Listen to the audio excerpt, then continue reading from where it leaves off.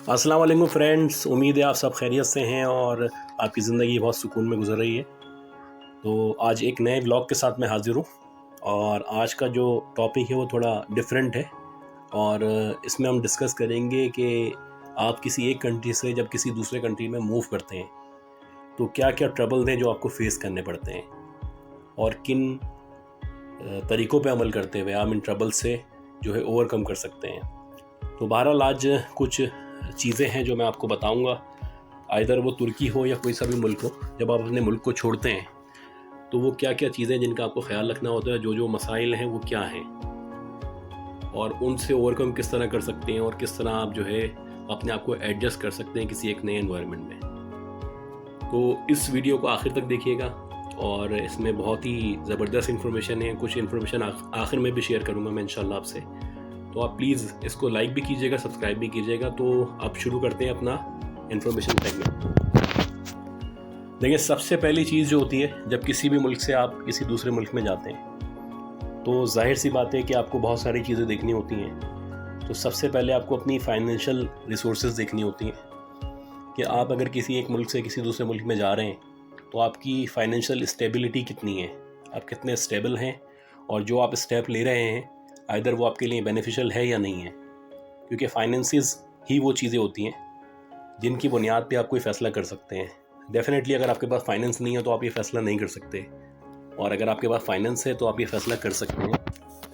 क्योंकि अपने मुल्क में आप जब होते हैं और किसी दूसरे मुल्क में जाने का सोचते हैं तो सोचने से लेके और दूसरे मुल्क में पहुँचने तक, बल्कि उधर रहने तक आपको ख़र्चा करना होता है। जब आप अपने मुल्क से किसी दूसरे मुल्क में हिजरत करने का सोचते हैं तो आप सबसे पहले ये देखते हैं कि आपके पास कितनी रिसोर्सेज अवेलेबल है, कितनी फाइनेंशियल जो है स्टेबिलिटी है और आप किस मुल्क में जा सकते हैं और क्या बेटर होगा आपके लिए, ये आप देखते हैं। उसके हिसाब से आप फैसला करते हैं। क्योंकि किसी भी मुल्क में आप जाते हैं तो उस मुल्क में जाने के बाद आपके जो एक्सपेंसेस हैं वो आपको बेयर करने होते हैं। जाहिर सी बात है, सबसे पहले आपका ख़र्चा होता है वीज़े का, जो आप वीज़ा अपना प्रोसेस करते हैं। उसके बाद टिकट्स का होता है। उसके बाद फिर ये है कि आप उस मुल्क में जाते हैं तो वहाँ भी डेफिनेटली आप शुरू में होटल में रहते हैं, एक्सपेंसेस आपको बेयर करने होते हैं जब तक आप अपना घर अरेंज नहीं करते, या फिर अगर किराए के घर ले रहे होते हैं तो फिर किराए के घर के लिए आपको उसी की जो है आपको तलाश करनी होती है। किराए का घर मिल जाता है तो उसके बाद उसका सामान लेना होता है, आपको सामान मिल जाता है तो उसके बाद आपको खाने पीने की चीज़ें चाहिए होती हैं। तो हर चीज़ में आपको पैसे की ज़रूरत पड़ेगी। तो सबसे पहला पॉइंट तो है कि आपके पास पैसा कितना है, उस हिसाब से आप फैसला करते हैं। और जाहिर सी बात है, जब एक मुल्क से दूसरे मुल्क में जाते हैं तो 6 महीने का आप होमवर्क करके आते हैं कि 6 महीने तक तो मैं सिर्फ खर्चा करूँगा। तो ये सबसे बड़ा जो है चीज़ है कि फाइनेंस आपके पास क्या है और आपने कितना फ़ंड इकट्ठा किया हुआ है और आपने क्या प्लान बनाया है। जाहिर सी बात है, इस प्लान के तहत ही आप काम करते हैं। तो जब आप उस मुल्क में पहुंच जाते हैं और फाइनेंसिस से आप ओवरकम कर लेते हैं तो सबसे बड़ा जो आपके पास आता है वो लैंग्वेज आती है, दूसरा मसला। अब आपको ये देखना होता है कि जिस मुल्क में आप जा रहे हैं उस मुल्क की लैंग्वेज क्या है। जैसे मिसाल के तौर पे हम तुर्की में मौजूद हैं तो तुर्की की लैंग्वेज जो है उसको सीखना और उसको समझना शायद इतना मुश्किल ना हो, लेकिन बहरहाल आप किसी दूसरे मुल्क से इस मुल्क में आएंगे तो आपको डिफ़िकल्टी होगी, क्योंकि आपको इस लैंग्वेज के ऊपर कोई कमांड नहीं है और जो इस मुल्क के लोग हैं वो इंग्लिश को नहीं जानते। नॉर्मली ये होता है कि हम अपनी ज़बान के अलावा इंग्लिश को जानते हैं और जब हम किसी दूसरे मुल्क में आते हैं तो इंग्लिश की वजह से हम बोल लेते हैं, अपनी बात को कम्युनिकेट कर देते हैं। और जाहिर सी बात है, जब कम्युनिकेशन हो जाती है तो वो लैंग्वेज वाला बैरियर ख़त्म हो जाता है। अब तुर्की एक ऐसा मुल्क है, अगर आप तुर्की मूव कर रहे हैं तो इसमें ये होगा कि आपको यहाँ की लैंग्वेज लाजमी आनी चाहिए, क्योंकि जब आप इस मुल्क में आएंगे तो आने के बाद सबसे पहली जो ज़रूरत होगी वो होगी लैंग्वेज की। क्योंकि एयरपोर्ट से लेके इवन के आप जो इमिग्रेशन होती है वहाँ पे थोड़ा बहुत शायद इंग्लिश बोल लें लोग। उसके बाद एयरपोर्ट पे आप टैक्सी लेंगे या आपने गाड़ी कोई बुक की होगी, उसके बाद रास्ता बताएंगे, होटल आएंगे, तो सब जगह आपको 99% जो है वो इनकी लैंग्वेज की ज़रूरत पड़ेगी। अच्छा, ये लैंग्वेज तो आपने सीख ली, ठीक है। अब प्रैक्टिकली जो है वो आप यहाँ आके किसी भी मुल्क में आप जा रहे होते हैं तो उधर की लैंग्वेज उधर जाके जितना अच्छा सीख सकते हैं उतना अच्छा अपने मुल्क में नहीं सीख सकते। ये एक रियलिटी है। अच्छा, कल्चर जो होता है किसी मुल्क का वो हर मुल्क से डिफ़र करता है। जैसे आपका मुल्क है, आपका कल्चर अलग है। आप अपने मुल्क में रहते हैं, आप शलवार कमीज़ पहनते हैं और आप हिजाब करते हैं, पर्दा करते हैं। ये यहाँ का कल्चर भी है, ये दीन है और उसके मुताबिक आप चलते हैं। अच्छा, किसी दूसरे मुल्क में जाते हैं, स्पेशली आप किसी यूरोपियन साइड पे आते हैं तो वहाँ का कल्चर जो होता है बड़ा डिफरेंट होता है। तो इसको आपको फेस करना होता है। जैसे मिसाल के तौर पे आप अपने मुल्क में बाहर निकलते हैं, तो आप बाहर निकलते हैं, लोग एक दूसरे को सलाम करते हैं, एक दूसरे से हाल अहवाल पूछते हैं। उसके बाद आप और आगे जाते हैं तो वहाँ पे लोग बैठे होते हैं, कोई चाय पी रहा होता है तो वो आपको पूछते हैं कि आप चाय पियेंगे, आप उसके साथ ज्वाइन कर लेते हैं। ये आपका कल्चर है, ठीक है। आप इसी तरह इन्वायरमेंट में रह रहे हैं और इसी तरह से आप जो है इसको मेंटेन कर रहे हैं। अच्छा, फिर आपके कपड़े जो आपने पहने, सामने वाले ने वही कपड़े पहने हैं आपके कंट्री में, ठीक है। और आपने जो आपका यानी कॉस्ट्यूम है और यानी कि जो आपका वे ऑफ टॉकिंग है और जो आपके लिए जैसे शादियों पे आपके इवेंट्स होते हैं, मेहंदी होती है, माइयो होती है, तो आपका कल्चर अलग है। अब दूसरे कंट्री में जहाँ आप जा रहे हैं वहाँ पे मेहंदी माइयो नहीं होती, वहाँ पे मिसाल के तौर पे डायरेक्ट शादी होती है या कुछ और तरीक़ेकार होते हैं उनके। अच्छा, इसी तरह आपके इवेंट्स होते हैं, आप जो है इवेंट सेलिब्रेट करते हैं। 14 अगस्त है और इसके बाद जो है आप देखिए 23 मार्च है, ईद है, बकरा ईद है। आपका तरीक़ेकार सेलिब्रेशन बिल्कुल डिफरेंट है, आपके कल्चर के मुताबिक है। और दूसरे जो कंट्रीज़ होते हैं, जाहिर सी बात है उनकी जो सेलिब्रेशन वगैरह होती हैं वो बिल्कुल डिफ़र करती हैं आपके कल्चर से। तो ये आपको जहन में रखना होता है कि वहाँ पे आप जाएंगे तो आपको कल्चरल जो डिफरेंस है वो होगा। वहाँ पे आप जब जाएंगे तो कल्चर का डिफरेंस आपको महसूस होगा। अच्छा, एक चीज़ होती है जो जिसको आप स्ट्रेन कह सकते हैं रिलेशनशिप के अंदर, तो उसमें इस तरह से होता है, ये सिलसिला भी होता है इसमें कि आप अपने बहुत सारे रिश्तों को छोड़ के जा रहे होते हैं। जब आप माइग्रेट करते हैं तो वो माइग्रेशन सिर्फ आपकी नहीं है, वो आप और आपकी फैमिली, ये 2 हिस्सों में तकसीम हो रही है। आप इधर हैं, वो उधर हैं। तो ये आपको जहन में रखना होता है कि ये जो रिलेशनशिप्स हैं ना आपके, जो आपके रिलेशन होते हैं, मदर फादर सिबलिंग्स, आपकी वाइफ, आपके बच्चे, अगर आप अकेले जा रहे हैं तो जाहिर सी बात है आपको ये माइंड बना लेना है कि आपको सबसे ज़्यादा सफ़र होगा, क्योंकि आपके जो रिलेशन हैं वो आपसे दूर होने वाले हैं। और आई थिंक ये बात जो है वो सबसे ज़्यादा मैटर करती है, क्योंकि जब आप अपनी फैमिली से दूर हो रहे होते हैं तो ये एक ऐसी चीज़ होती है जो आपको लम्हा लम्हा फ़ील होगी। जैसे आप फ़र्ज़ करें अभी अपना मुल्क चेंज कर रहे हैं और आज आप जा रहे हैं, तो एक तो जाते हुए आपको फ़ील होगा, उसके बाद जब आप दूसरे मुल्क में पहुँच जाएंगे तो आपको लम्हा लम्हा, कदम कदम पे आपकी फैमिली, आपके रिलेशंस की याद आएगी। इससे आपको ओवरकम करना होता है। ये आपको माइंड बना लेना है कि जो आपके रिलेशन है वो आपसे दूर होने वाले हैं। दूर इन द सेंस कि मतलब आप उनकी बेहतरी के लिए यहाँ पे आएँ, लेकिन जाहिर सी बात है ये फिनोमिना है कि आप उनको फ़ील करेंगे, उनको मिस करेंगे, उनकी याद आएगी। इससे आपको एक ट्रॉमा है जिससे आपको ओवरकम करना है। अच्छा, अब एक चीज़ होती है फ़िट होना। आप किसी भी कंट्री में जाते हैं तो आपको ये देखना होता है कि मैं जा तो रहा हूँ उस मुल्क में, तो उसका होमवर्क करते हैं आप कि मैं उस मुल्क में जाके वहाँ पे फ़िट कहाँ पे होऊंगा। आइदर मैं वहाँ पे जाके, मिसाल के तौर पे मैंने मार्केटिंग में पूरी अपनी ज़िंदगी अपने मुल्क में गुजारी है, मार्केटिंग में काम किया है। अब मैं दूसरे मुल्क में जा रहा हूँ तो मुझे ये देखना होगा वहाँ पे मार्केटिंग की क्या स्कोप है, क्या मैं वहाँ पे आराम से फ़िट हो सकता हूँ, या मेरे अंदर कौन से एक्स्ट्रा जो है स्किल्स हैं जिनकी बुनियाद पे मैं किसी मुल्क में फ़िट हो सकता हूँ, और फिट हो सकता हूँ तो किन फील्ड्स के अंदर हो सकता हूँ। तो बेसिकली आपको सबसे पहले जो है जो चीज़ें ध्यान में रखनी है उनमें शामिल है कि आप वहाँ पे कहाँ पे फ़िट होंगे, आपकी फ़ील्ड क्या होगी बेसिकली। अच्छा, अब यहाँ से आप आगे आ जाएं तो एक चीज़ होती है एजुकेशन, जो सबसे इम्पॉर्टेंट है। जितना एजुकेटेड आप होते हैं उतना आपके लिए बेहतर होता है।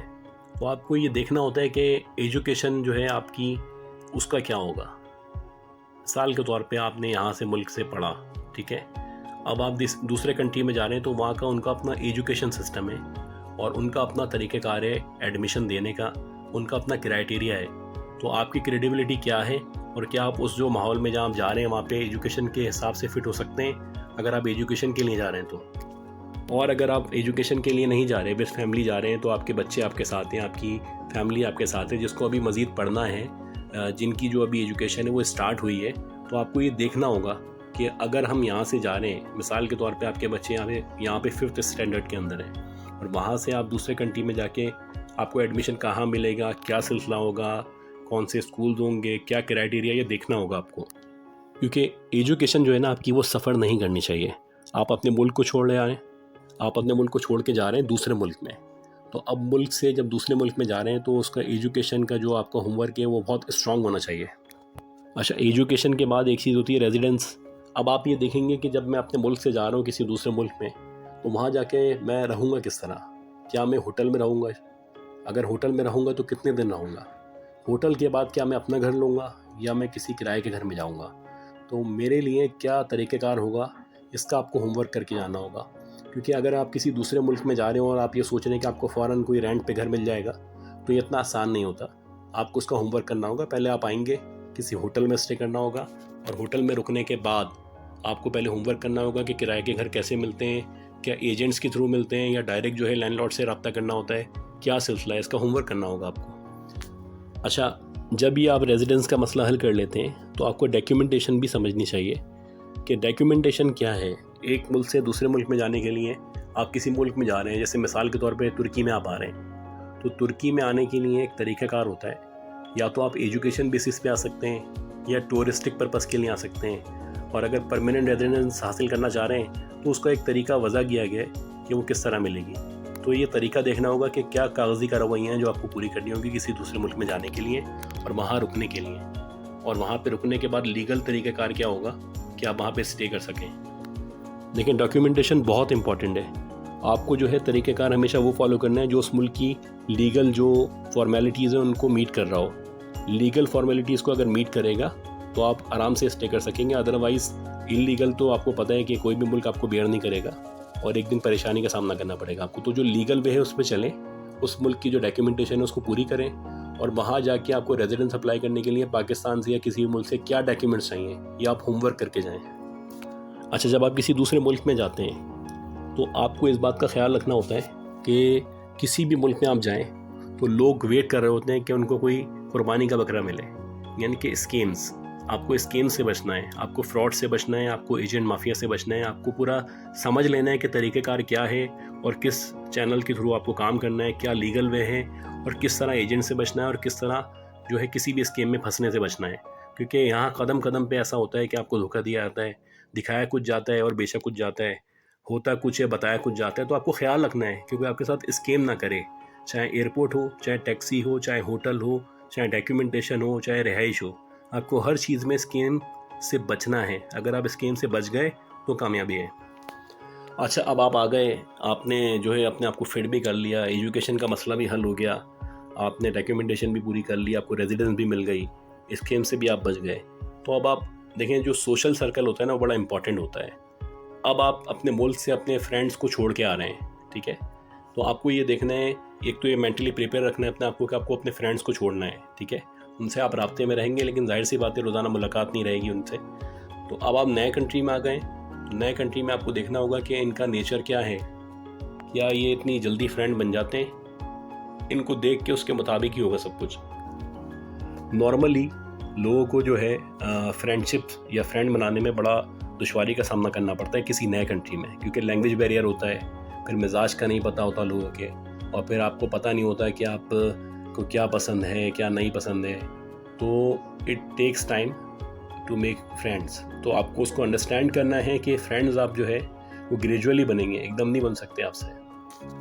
अच्छा फ्रेंड्स, एक चीज़ है जो आपको बहुत ज़्यादा फील होगी, जो मैंने पहले भी थोड़ा सा जिक्र किया था, कि किसी भी नए कंट्री में आप जाते हैं तो अब जैसे इवेंट्स आते हैं, ईद आ गई, बकरा ईद आ गई, और रबियुल अव्वल आ गया, मुहर्रम आ गए, तो आपके अपने जब आपके साथ नहीं होते तो आपको लोनलीनेस फील होती है, आपको लगता है कि आप अकेले हैं, तन्हा हैं। तो ये आपको फील होगा चाहे किसी भी मुल्क में आप चले हैं और कितने ही आपके मुल्क के लोग मौजूद हो, लेकिन एक जो आपको अपने वतन में जो सेलिब्रेशंस होती हैं वो और उस लेवल की सेलिब्रेशंस किसी दूसरे कंट्री में आपको नहीं मिलेंगी। हाँ, कम हो जाएगा आपका गम, लेकिन बाहर लेके बिल्कुल ख़त्म नहीं हो सकता। तो ये आप फील करेंगे और हमेशा करेंगे। जैसे आपको एक ईद पाकिस्तान में गुजारनी है और एक ईद दूसरे फॉरेन कंट्री में गुजारनी है, तो इसका हमेशा डिफरेंस रहेगा आपको। अब अपने कंट्री में आप ईद गुजार रहे हैं, उसका मज़ा अलग होता है, और किसी दूसरे मुल्क में ईद गुजार रहे हैं तो उसमें थोड़ा सा आपको जो है फील होगा कि मज़ा नहीं आ रहा। आपके जो सराउंडेड जो लोग होते हैं, फैमिली होती है, वो बड़ा मैटर करती है। तो कोई भी इवेंट होगा तो उसमें आपको अकेलापन महसूस होगा, ये याद रखना है आपको। अच्छा फ्रेंड्स, फिर एक और चीज़ आती है हेल्थ सिस्टम।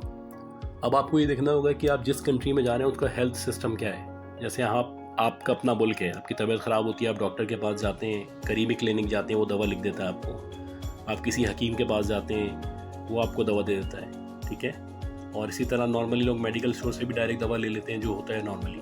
अच्छा, अब दूसरे मुल्क का जो एक तरीका है वो बिल्कुल डिफरेंट है। जैसे मिसाल के तौर पे तुर्की में आपको अगर आपकी तबीयत ख़राब है तो आप जाएंगे, यहाँ पे मेडिकल स्टोर जो होते हैं वो एग्जाने होते हैं, वहाँ आप जाएंगे, वहाँ डॉक्टर ऑलरेडी मौजूद होगा जो डी फार्मासिस्ट होगा, तो वहाँ आप उसको अपना सिचुएशन बताएंगे तो वो आपको दवा दे देगा, ठीक है ना। हर मुल्क का जो हेल्थ सिस्टम है वो डिफरेंट होता है और हेल्थ इंश्योरेंस को आपको समझना है कि इस मुल्क में क्या हेल्थ इंश्योरेंस अप्लाई होता है, अगर होता है तो मेरा इंश्योरेंस किस तरह होगा, मेरी फैमिली का इंश्योरेंस किस तरह होगा और कार्ड को किस तरह क्लेम करना है, ये आपको पूरा तरीका समझना होगा। हेल्थ स्ट्रक्चर जो है इसको समझना होगा।